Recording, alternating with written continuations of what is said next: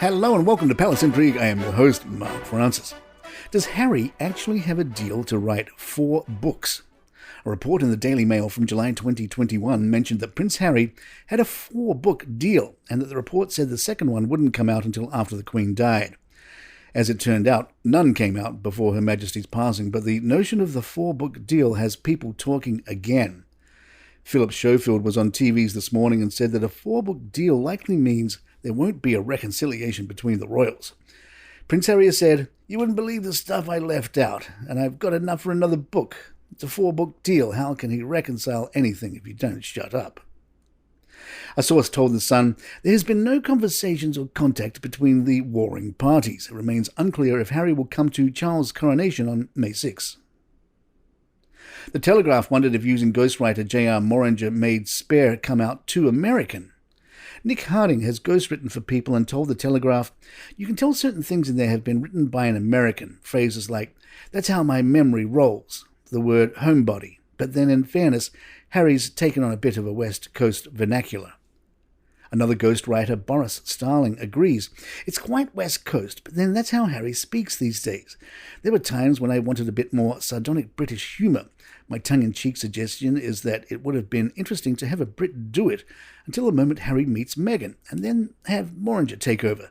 But I think he's got a reasonable handle on British life. Personally, I would have left out some things, the reference to losing his virginity, the stuff about his frostbitten penis, which goes on for pages. Maybe you could mention it once, but he went on and on and on." Ghostwriter Andrew Crofts is impressed. J.R. Moringer has done a staggeringly good job. It sounds authentically like Harry's voice all the way through, and puts Harry's case more eloquently than an army of highly paid barristers could ever achieve.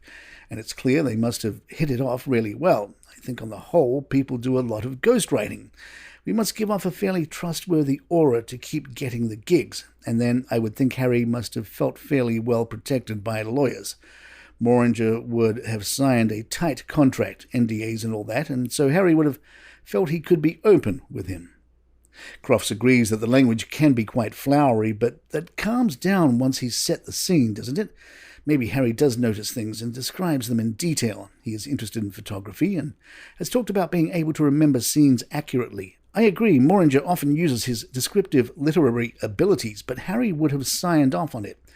That is what it was like. That is what it looked like. I knew the book was ghost-written, but that was one of the reasons I read it. In fact, I never felt at all like it was somebody else talking. Palace Intrigue will be right back.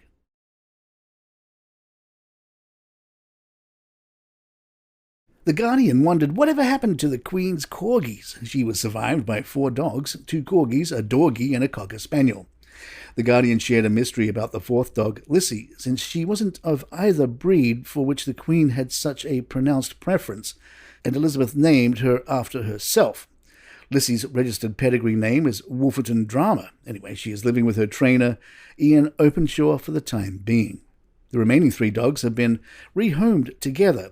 Candy, the Dorgie, is the oldest, but cannot be retired or made redundant since the dogs were on different employment terms from the rest of the royal household. Mick was originally given to the Queen as part of a pair by Prince Andrew in spring 2021, weeks before Prince Philip died. The other one, Fergus, sadly went to the Great Kennel in the Sky at 5 months, and then Sandy came along. Prince Andrew has therefore taken them back to live with him in the Royal Lodge in Windsor Great Park.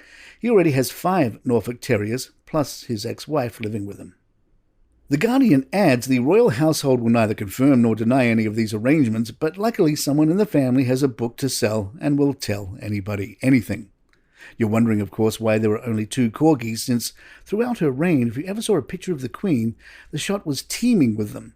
As far back as 2003, dear old Liz stopped breeding from her Corgi bloodline, which started in 1944 with Susan, an 18th birthday gift, specifically because she didn't want her dogs to outlive her. The last of that extended litter was Willow, who died in 2018. From the Mirror, a struggling council has come in for criticism after spending money on a mural of King Charles with his eyes too close together. Northampton Town Council spent £1,720 on a mural painted onto hoardings in the town centre. One local resident said, "There's no doubt the area needed a bit of colour, but I fear it's made us a bit of a laughingstock. The one of the Queen isn't too bad, but I've seen people having selfies with the Charles one while laughing their heads off. It just doesn't look like him. The eyes are weirdly too close together. His hair is all wrong, and it's only the ears which really tell you it's him." And there you have it. If you'd like to email us, our address is thepalacintrigue@gmail.com. Please follow us on iTunes, Google Podcasts, Spotify, wherever you get your favorite shows. I'm Mark Francis. My thanks to John McDermott. This is Palace Intrigue. Good times.